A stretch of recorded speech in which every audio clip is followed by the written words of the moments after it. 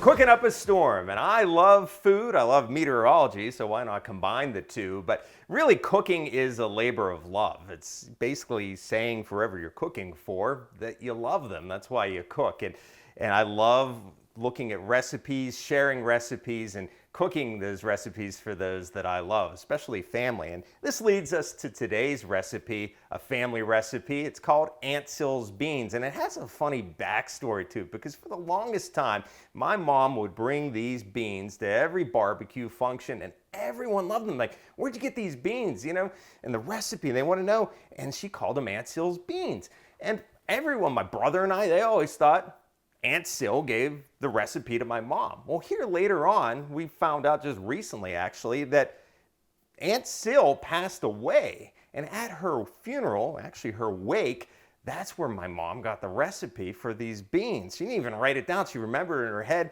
ran back home after the wake and wrote everything down. So in honor of Aunt Sill, God rest her soul, who passed away, these are Aunt Sill's beans. And of course, they're going to start with beans. So we got a bunch of beans right here. Now, what do we have? We have 2 cans of wax beans, 2 cans of pinto beans. We have 2 cans of lima beans and 1 can of kidney beans. They're all going to go right into the big swimming pool right there. And then we got all our beans. Now, where do beans go on vacation? Just in case you want to know, that's the Caribbean.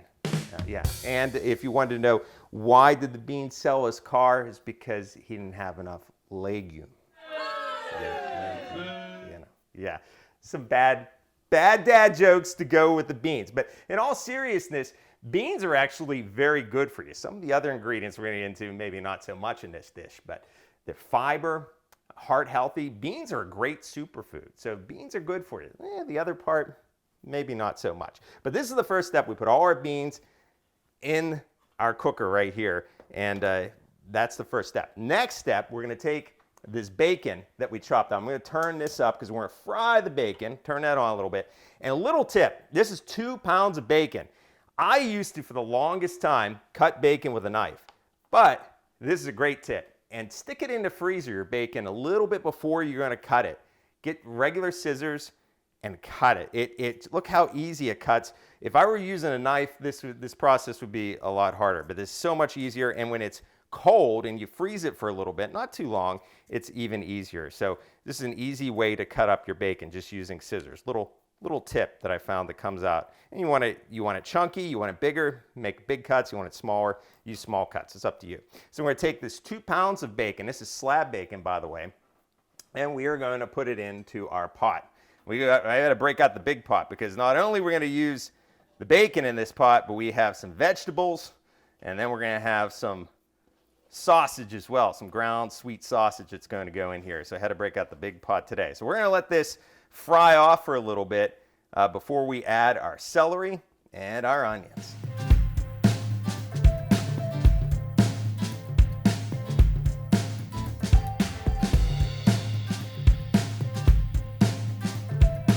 So several minutes have passed by, and now we have fried off our bacon. So what we're going to do is take the bacon, and again, this is 2 pounds of diced up bacon, just to get some of that bacon grease off, even though we're going to cook our vegetables in the bacon grease. Lined paper towel right here, okay? You can do it either way. You can just dump it into the beans. It's all going in there anyhow. But if you want to absorb some of that bacon grease before we put it in the beans, take this lined paper towel, and just that'll help absorb some of the grease.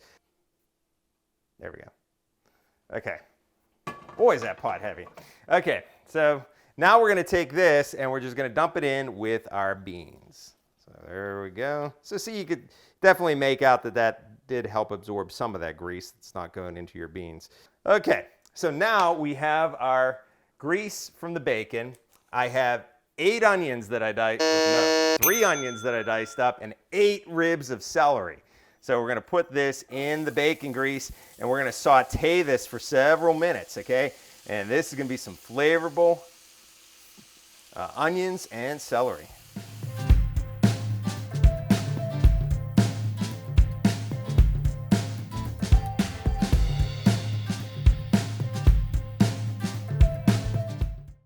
So several minutes have gone by. Our veggies, our onions and our celery are nice and soft. So what we're gonna do is we're gonna get these guys on over here they're gonna join the big party. And we're gonna put everything with the beans and the bacon, okay? So this is all gonna get into our roaster. And then eventually this is gonna get in the oven, but we still have a couple more ingredients have to go in here, but one more meat ingredient. And this is a meal in itself. You know, I mean, technically this is a side, but I mean, you could easily, this is a meal because it has so much meat in it. We got the bacon. Now we're gonna add to this pan right here, we're gonna fry 2 pounds of ground sweet sausage. So we use the 2 pounds of bacon and the 2 pounds of sausage. So, you know, it's up to you. If you want to use 1 pound, use 1 pound. But if you like a lot of meat, I recommend using 2 pounds. That's the great thing about recipes. You can change them up as much as you want. So this little tool right here, I have to chop up my ground sweet sausage right here. So this is, you get it at the meat department typically, it's bulk. And then you just chop this up, fry it off. A couple minutes go by, and then we're gonna add this to the pool.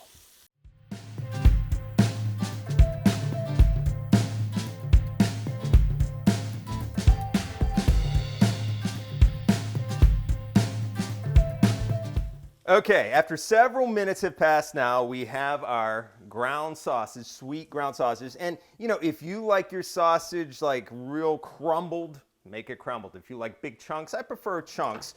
You know, no matter whatever, it's your choice. That's the beauty of cooking. There's no right or wrong way to do this. So all this is gonna go into our big roaster right here. It's getting full of lots of ingredients. They're all gonna be getting happy because in a few minutes, I am gonna stir everything together. So we have all our sauces. So again, we have our beans, which are way down there at the bottom. We have our onions, celery, bacon. We have our ground Italian sausage. Now we're gonna get into our sauce. What's the sauce? Simple ingredients. 3 ingredients make up this sauce. 24 ounces of tomato puree and 2 cans of tomato soup. Just mix them together, that's all I did. And then this goes into our roaster. So we're just gonna plop that all in. And make sure you get every little last drop. So this is what's going to be basically our sauce. And now, I know this seems like a lot of sugar. It is. Didn't say this was a healthy dish by any stretch of the imagination, except for the beans. They're healthy. They're down there. This is almost, according to the recipe, not a full bag, but almost a full bag of dark brown sugar.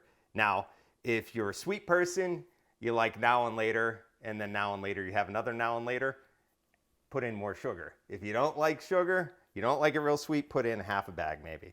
So all this is gonna get thrown into our roaster. So now what we need to do is mix this all up to incorporate everything nice and well. So we wanna mix it all up. And then this is gonna go into an oven, which I preheated for 325 degrees for 1 hour. So a lot of this recipe, the big steps of this is the prep work. Cutting up the onions, dicing the onions, cutting up the celery, you know, cutting up the bacon. That takes a lot of time. Even the, you know, the one part about the beans, in which I think I may have forgot to talk about, is all those cans of beans that I had.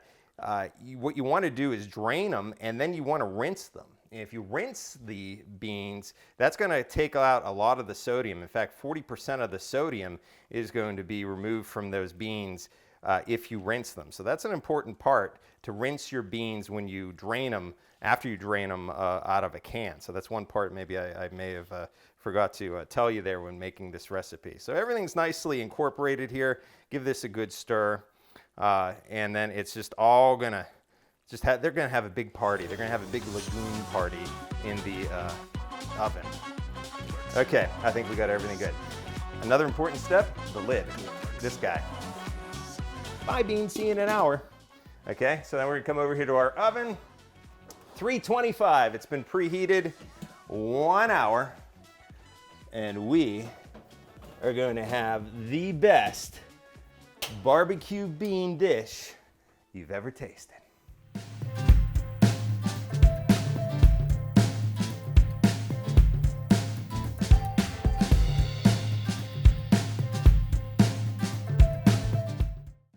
Okay, 1 hour has passed by, 325-degree temperature. Our beans are done. We get it out of the roaster, and we are ready to roll. So again, this is a perfect thing you can make ahead of time, even put in the refrigerator if you'd like, and then take it over to like a party that you're going to, barbecue, and just just pop it in their oven for an hour if you'd like, or so even less than that to warm it up if you already heated it up. But there you go. May want to give this a little bit of a mix. Oh, it smells delicious. Now, of course, this is a meal in itself. Remember, we have 2 pounds of bacon. We have 2 pounds of sausage, ground sausage in here. But if you wanted to, I mean, I've seen people put these on hamburgers and hot dogs. I mean, literally on top, especially the hot dog, put it on. It's delicious. So it's got a great sweet flavor. Let's see if it turned out okay.